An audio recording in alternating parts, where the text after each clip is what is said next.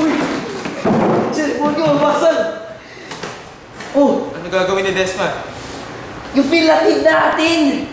Filatin? Putik na yan! Tungkol saan ba? Saan nga ba? Si Amado V.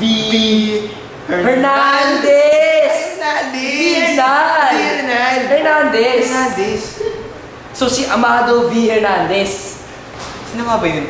Sino nga ba si Amado V. Hernandez? Sino nga ba? Amado V. Hernandez!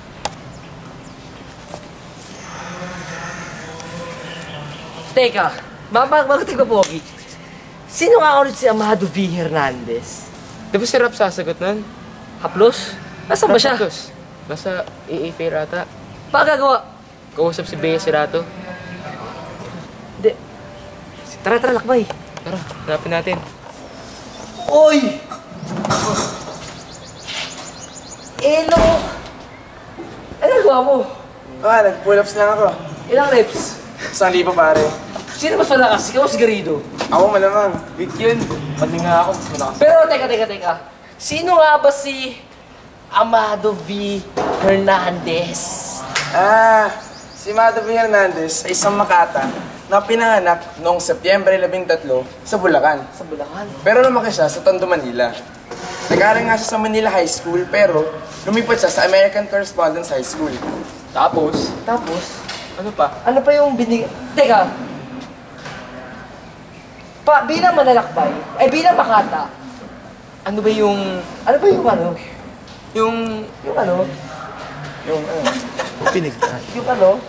Yung susunod na kabanata. Ano to? Kabanata yan. Wala sa bundok ko na ito. Pero tara, mag-interview na tayo. Halika. Ano ba yung susunod na katanungan? Yung ano? Saan ba nagsimula yung paglalakbay ni Amado bilang Makata? Makata. Si Puro sasagot na eh. Nasaan naman si Puro? Wala siya eh. Wait lang, mamachigin ko siya. Wow! Ano ginawa yun? Sabi sa niya, matigay na wait lang.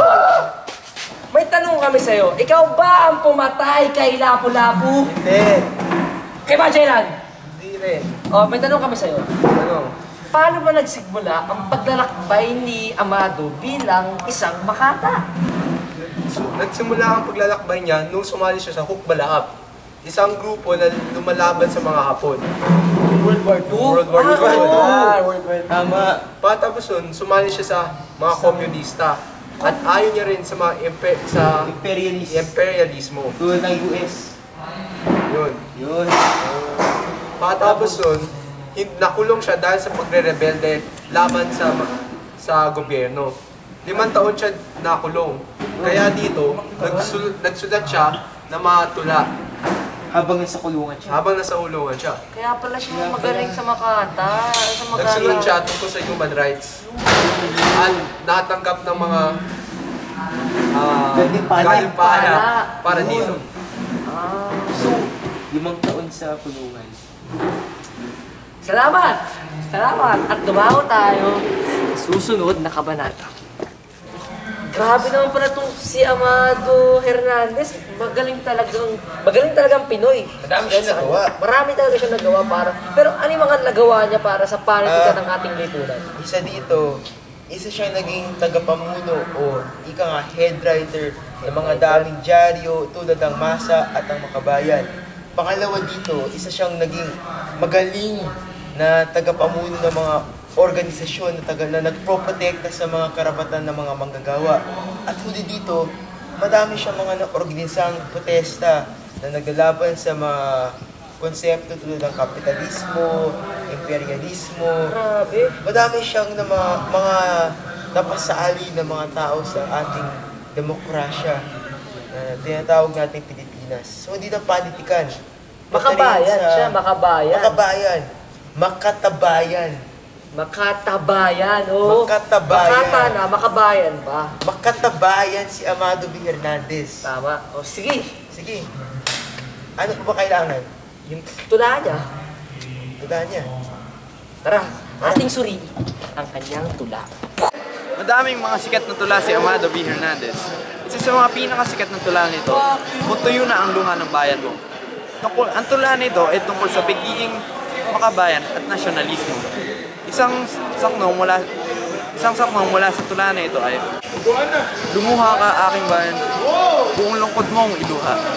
Kawawang kapalaran ng lupain mo, kawawa. Ang bandilang sagisag mo, lukob ng dayong bandila. Pati wikang minano mo, usabos ng ibang wika. Ganitong araw din, ang agawan ka ng laya. 13 ng Agosto, ang saklutin, ang Maynila. Ang tula na ito ay pinamagatang Kung Tuyo Na Ang Luha Mo, Aking Bayan.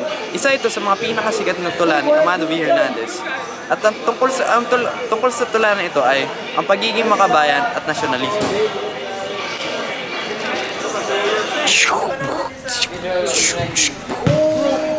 Kung tuyo na ang luha mo, aking bayan. Ang tulang ito ay pinagabatan Kung Tuyo Na Ang Luha Mo, Aking Bayan na gawa ni Amado V. Hernandez. Agosto 13, 1896. Diyan nagsimula ang saklutin ng mga Amerikano ang Maynila mula sa Espanya. At doon din nagsimula ang panahon ng Amerikano. Nagsulat si Amado V. Hernando upang ang tulang ito ay mulatin ng bawat Pilipino. Ito ang ibig sabihin ng tulang to. Lumuha ka. Ang lumuha ka, ang ibig sabihin niyan, umiyak ka, magtiis ka, harapin mo ang sakit, tiisin mo ang sakit. Lumuha ka, aking bayan.